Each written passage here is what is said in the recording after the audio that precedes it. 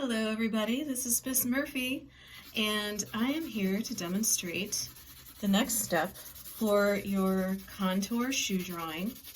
So what I'm doing right now is creating a transfer so that I can transfer my shoe drawing onto my large 12 by 18 paper, which is what you are going to be doing, because essentially you're going to be creating a background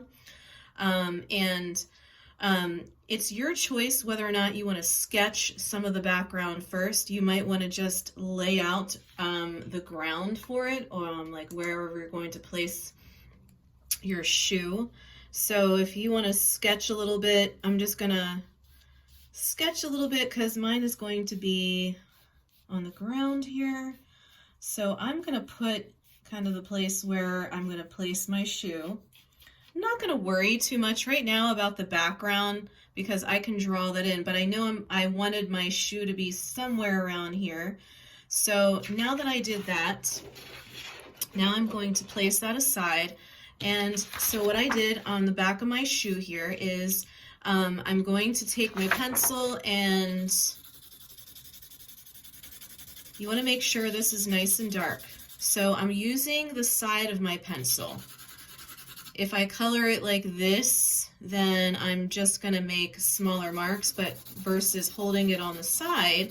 And what I suggest is holding it up to the light to see where your shoe is, so I can see it.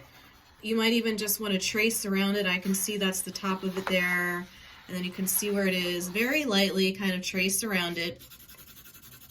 And then, and don't cut it out, you don't want to do that. Just going back and forth, just like this, okay? And I go in different directions just to make it a tad bit darker and to ensure that it's going to transfer in that section that I am coloring in. So once I have that all done, I can always go back in if I need to, but I try to cover all of those spaces just in case, as dark as I can. Now, you also have the choice of redrawing your shoe if you don't feel like you did a great job on it and you just want to redo it. That's up to you.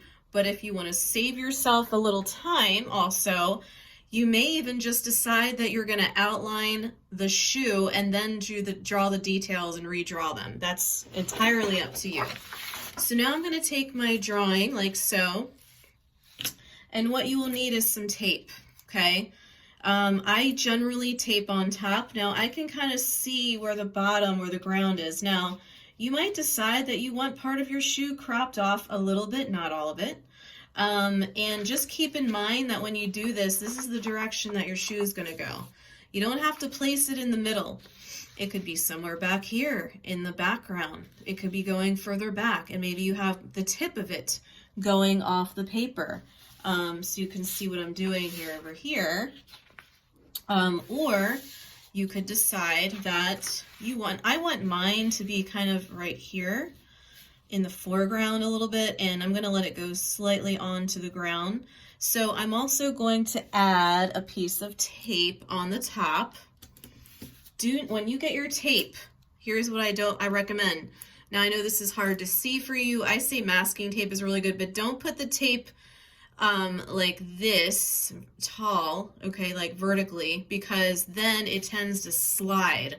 So I usually put a piece of tape across like this, and then I might add one more, but I like to be able to lift it up so I can check it. So you want to make sure, you might even just want to put two on the top, and then you can see underneath, okay, what's transferring. And then what you're going to do is I usually start just going with the outline, and I suggest to do the same. And I press down with my pencil on my drawing to the best of my ability.